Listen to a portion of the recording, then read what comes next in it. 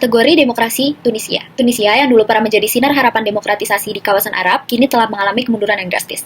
Negara yang sebelumnya dianggap sebagai satu-satunya keberhasilan Arab Spring, ini telah bergeser menjadi otoritarianisme elektoral. Perjalanan demokratis Tunisia yang dimulai setelah revolusi 2011 menunjukkan awal yang menjanjikan, dengan diselenggarakannya pemilihan multipartai yang bebas dan konsolidasi kebebasan sipil di bawah konstitusi 2014. Namun, semua kemajuan ini mulai terkikis secara sistematis sejak Presiden Kais Saied mengambil kekuasaan darurat pada Juli 2021. Sistem pemerintahan dan kepartaian di Tunisia. Sistem pemerintahan Tunisia telah mengalami transformasi yang dramatis sebelum Juli tahun 2021. Tunisia menerapkan sistem semi-presidensial dengan pembagian kekuasaan yang relatif seimbang antara presiden dan perdana menteri. Namun, kondisi ini berubah total ketika Presiden Saied menggunakan kekuasaan darurat untuk membubarkan parlemen dan memecat perdana menteri. Perubahan menjadi lebih permanen dengan konstitusi baru tahun 2022 yang menciptakan sistem presidensial yang sangat terpusat di bawah konstitusi baru ini. Presiden memiliki wewenang untuk mengangkat dan memberhentikan perdana menteri dan kabinet secara sepihak. Parlemen tidak dapat memakzulkan presiden dan RUU yang diajukan presiden mendapat prioritas. Bukti nyata dari kekuasaan terpusat ini terlihat pada Agustus tahun 2024 ketika Saied secara sepihak memecat Perdana Menteri Ahmed Al-Hadhani dan menggantikan dengan Kamel Maduri tanpa konsultasi dengan parlemen. Dalam hal sistem kepartaian, Tunisia sebelum tahun 2021 menerapkan sistem multipartai yang benar-benar sangat kompetitif. Namun setelah tahun 2021, kebebasan partai politik sangat dibatasi. Banyak pemimpin politik yang menghadapi larangan berpergian, penahanan, dan juga penuntutan bermotif politik. Undang-Undang Pemilu tahun 2022 secara langsung melemahkan partai politik dengan menghapus sistem representasi proporsional, melarang afiliasi partai dicantumkan pada surat suara, menghilangkan pendanaan publik untuk kampanye, dan melarang siapapun yang pernah didakwa pelanggaran hukum untuk mencalonkan diri. Pelaksanaan pemilihan umum terakhir di Tunisia, pemilihan presiden Oktober 2024 di Tunisia, menjadi bukti nyata dari erosi demokratis. Dari 17 calon yang mendaftar, hanya 3 yang disetujui oleh Badan Pemilihan Umum Tunisia. Penurunan drastis dari 26 calon pada 2019, salah satu dari 3 calon yang disetujui menggambarkan manipulasi elektoral yang terjadi. Zamel dituduh memalsukan tanda tangan pada dokumen pencalonannya dan dijatuhi hukuman 12 tahun penjara seminggu sebelum pemilihan. Hasil pemilu menunjukkan Saied memenangkan pemilihan dengan 90,7% suara. Sementara itu, Zamel hanya meraih 7,4% suara dan partisipasi pemilih kurang dari 30%. Selanjutnya ada pengaruh komposisi etnis atau agama dengan demokratisasi di Tunisia.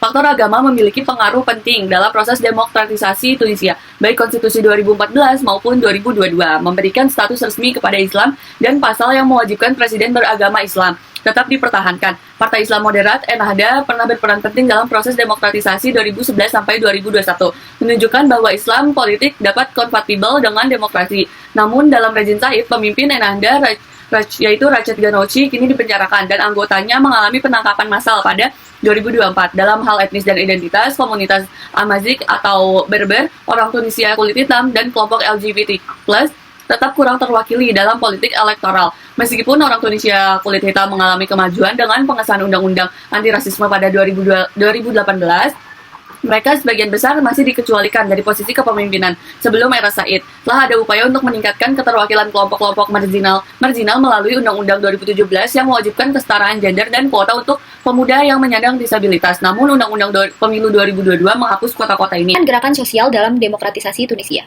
Gerakan sosial memainkan peran penting dalam politik Tunisia. Serikat Buruh Umum Tunisia atau UGTT memimpin protes besar pada 2024 menentang pengecualian kandidat dan kebijakan anti-imigran, meski menghadapi represi dan penangkapan pengurusnya. Organisasi masyarakat sipil juga mengalami tekanan sejak 2021 dengan aktivis ditangkap atas tuduhan kriminal.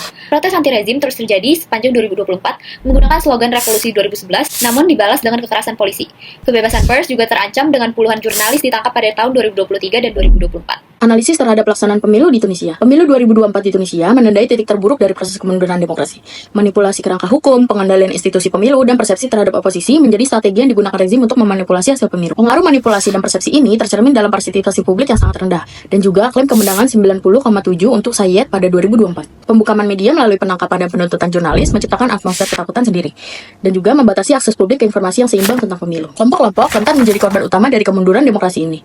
Presentasi perempuan dalam parlemen menurun drastis setelah penghapusan kuota gender. Migran menghadapi pengusiran sewenang-wenang dan juga komunitas LGBT terus menghadapi hukuman penjara. Pelemahan pemisahan kekuatan menandai transformasi Tunisia menjadi otoritarisme penuh. Dengan Saied membubarkan Dewan Yudisial Tinggi dan memecat 57 hakim pada 2022. Secara keseluruhan, Tunisia pernah dipuji sebagai satu-satunya keberhasilan Arab Spring.